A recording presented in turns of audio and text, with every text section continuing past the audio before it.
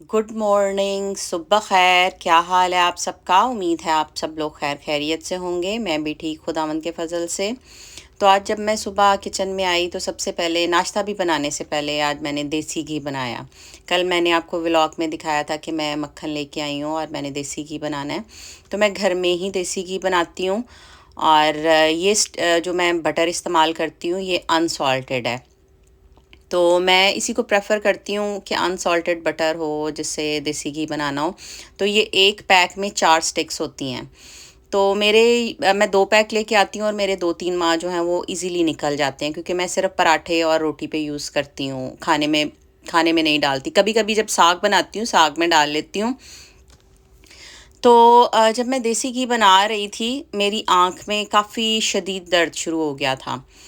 मेरी आँख का कुछ 4-5 माह से मेरी आँख आईलिड पे एक दाना निकला हुआ था और वो ख़त्म नहीं हो रहा था। मैंने 2-3 दफ़ा पहले भी डॉक्टर के पास विज़िट किया और डॉक्टर ने मुझे यही कहा कि आप अपनी आँख पे गीला तौलिया रख के उसको सेक देती रहें, तो वो दाना जो होगा वो फट जाएगा और गंद निकल आएगा और आपकी आँख जो है वो ठीक हो जाएगी।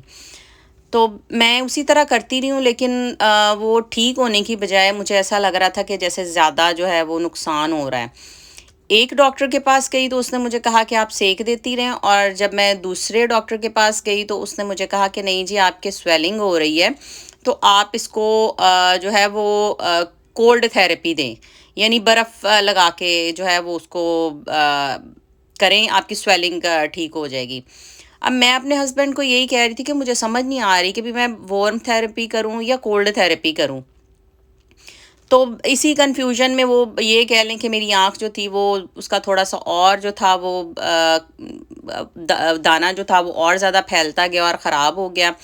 तो मुझे अब ज़्यादा अनकंफर्टेबल फ़ील होना शुरू हो गया था। तो आज सुबह जब मैं उठी थी मैंने अपना मुँह धोया तो मेरी आईलिड में से ना खून निकलना शुरू हो गया था, और काफ़ी ज़्यादा, जिस तरह वो खून ना ड्रॉप्स से निकल रहे थे। तो मैं बड़ी परेशान हो गई। मैंने कहा ये देखें कि मेरी आँख में से खून निकल रहा है काफ़ी ज़्यादा ना। तो मेरे हस्बैंड ने उसी वक़्त जो था वो इमरजेंसी अपॉइंटमेंट बनाई। तो शुक्र है कि हमें अपॉइंटमेंट मिल गई थी। तो कभी-कभी इस तरह भी हो जाता है, भेज देते हैं इमरजेंसी, किसी इमरजेंसी हॉस्पिटल में भेज देंगे, लेकिन कभी-कभी मतलब कोविड की वजह से अपॉइंटमेंट्स मिलना बड़ी मुश्किल हो जाती हैं।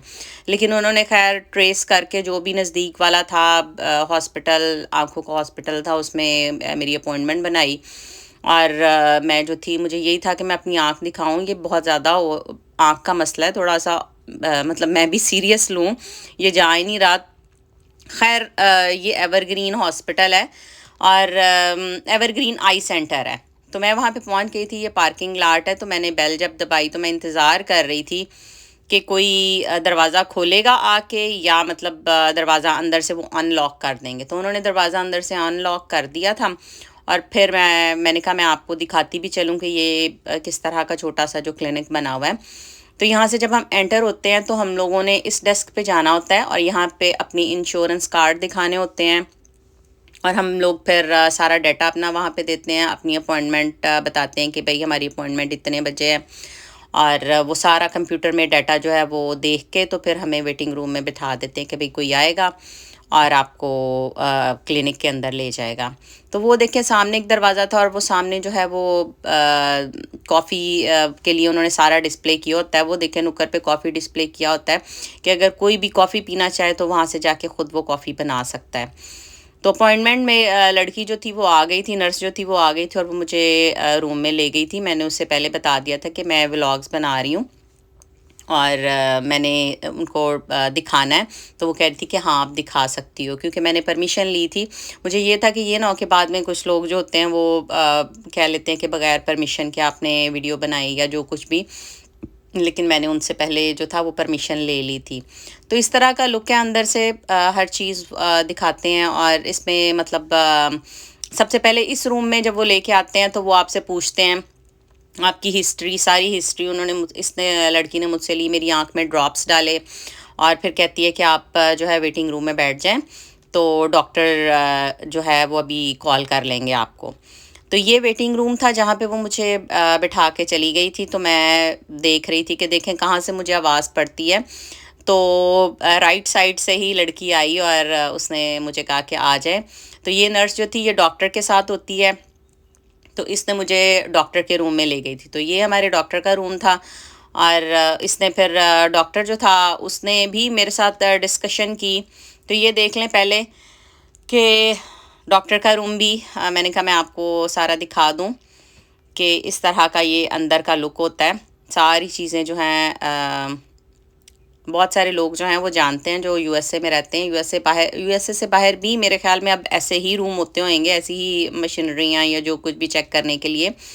तो लेकिन मैं आई थी तो मैंने कहा खैर मैं आपको दिखा दूं कि मैं किस रूम में वो मुझे लेके आए हैं।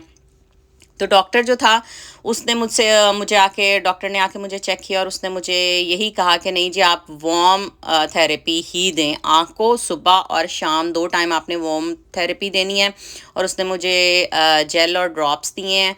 उसने कहा कि आप 2 हफ्ते यूज़ करें, अगर तो ये आपकी आँख ठीक हो गई ये इस्तेमाल करने से, ये मेडिसन इस्तेमाल करने से ठीक हो गई तो बहुत अच्छी बात है, और अगर ना हुई, इसमें कोई इम्प्रूवमेंट ना हुई तो हम आपको एक और जगह पे रेफ़र करेंगे। तो दुआ कीजिएगा कि मुझे इसी से आराम आ जाए, इसी मेडिसिन से आराम आ जाए, क्योंकि ये 4-5 माह से लगातार मैं इस आँख वाली प्रॉब्लम्स को डील कर रही हूँ। तो ख़ैर डॉक्टर ने मुझे 2 हफ़्ते का टाइम दिया है, तो मैं आपसे ज़रूर शेयर करूँगी कि मेरी 2 हफ़्ते की प्रोग्रेस क्या है, तो आप ज़रूर दुआओं में रखिएगा। तो वहाँ से आने के बाद जो थे बच्चे जो थे उनको भी भूख लगी हुई थी, सभी को भूख लगी हुई थी, क्योंकि नाश्ता सभी ने नहीं किया था, किसी ने भी नाश्ता नहीं किया था। तो सबसे पहले हम लोग इसी के लिए निकल आए थे, बच्चों को थोड़ा-थोड़ा जूस पिलाया हुआ था। तो बच्चे भूखे थे तो उनको हम लोगों ने मैकडॉनल्ड्स ले दिया, और मैकडॉनल्ड्स लेने के बाद जब हम घर पे आए तो मैं आते ही किचन में घुस गई। तो मेरे हस्बैंड पहले ही मुझे ये कह रहे थे, कहते तेरे पहले इतनी दर्द हो रही है आँख में और तुम आते ही किचन में घुस गई हो। तो फिर खैर जब मैं परेशान होती हूँ या कुछ भी होती हूँ तो मैं किचन में घुस जाती होती हूँ, काम करना शुरू कर देती हूँ कि मेरा दिल लगा रहे। तो मैंने बनाए थे क्लासिक फ्रेंच टोस्ट। सबने मैकडॉनल्ड्स खाया था लेकिन मेरा आज कुछ मूड था कुछ थोड़ा सा मीठा खाने का, तो मैंने अपने लिए जो थे ये आप ये कह लें ब्रंच, तो मेरा ये ब्रंच टाइप का ब्रेकफास्ट और लंच हो गया था।